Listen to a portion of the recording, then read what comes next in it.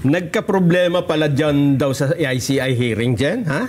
Sa Independent Commission on Infrastructure, ha? Oh, pinakahuli nung isang araw, di ba? Na binalita rin natin. Ito ay kung paniniwalaan natin, at ito ay siguro ay, siner na pala ng napakaraming tao. Oh. Kung paniniwalaan natin ang post ng isang kolumnista, nagwala daw, Jen. Nagwala si Senador Mark Villar sa hearing ng Independent Commission on Infrastructure.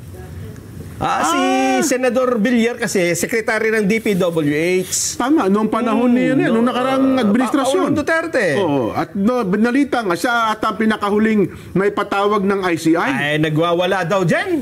Hindi, ang alam ko si Mark Villar, tahimik lang. Tahimik lang. Di ba? Ayaw daw paawat. At ipinatawag na yung security at pinalabas siya. Dahil sa pagwawala.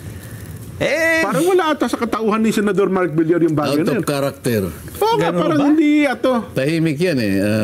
Tapos sasabihin, nagwala. Ito ang sabi ng ICI ngayon. This is not true. The proceedings were orderly, similar to other hearings conducted by the ICI. So hindi totoo yung sinabi sa column? Hindi. Ayon kay Attorney Brian Osaka, ICI Executive Director. Baka nga naman hindi totoo yan. Sino ba yung nagsabi na... Si Ramon Tulfo. Siya naglabas ng column na nagwala daw si Mark Villar. Nag-post siya. Ang sabi ng ICI, hindi yan totoo. Hindi siya nagwala. At humantong paro sa tumawag ng guard at pinalabas. So paano natin malalaman kung sino nagsasabi ng totoo? Si Ramon Tulfo o yung tagapagsalita ng ICI? Si Osaka. Hindi natin malalaman, Sen, Jen. Kasi hindi naman natin nakita. Hindi naman natin napanood.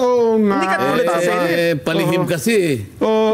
Yun ang disadvantage. Disadvantage nga. Tama kayo, Sen. Kaya yung mga tao, gustong-gusto nila talaga na nakikita. Para sa ganon, walang patutsadahan na ganyan. So kung ito pala ay naka-live stream na, Son. Walang makapaglalabas ng maling informasyon. At maalalaman natin kung sino nagsasabi ng totoo.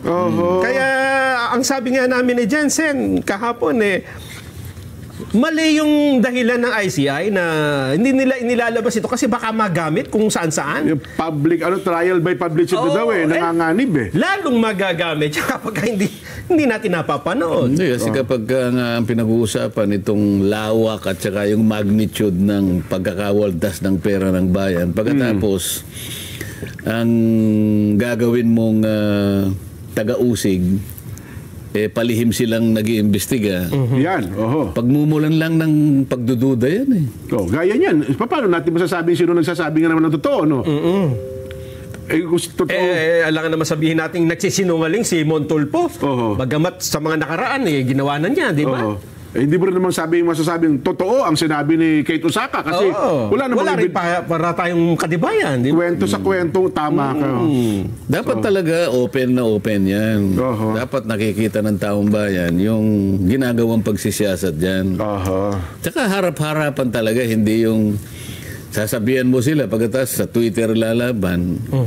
Sinasabi lang naman, magsasalita sila, almost all senators had insertions. Sabi ganun, nagkaroon ng negative na connotation yung salita na yan dahil nga yung mga insertions, yan ang naging dahilan kung bakit nagkaroon maanumalyang paggawa ng flood control dahil sa mga insertions na yan. Pagkatapos babanggitin niya na, sa plenary kanya, bubusisiin ko yan. At malalaman natin kung paano, bakit pinayagan yan. Kasi ibig sabihin, pagka ganun ang pananalita, parang masama talaga Ayun na nga kasi po, bubusisiin ko yan. At kinakailangan malaman natin bakit yan pinayagan. Ibig sabihin, hindi dapat mangyari yan.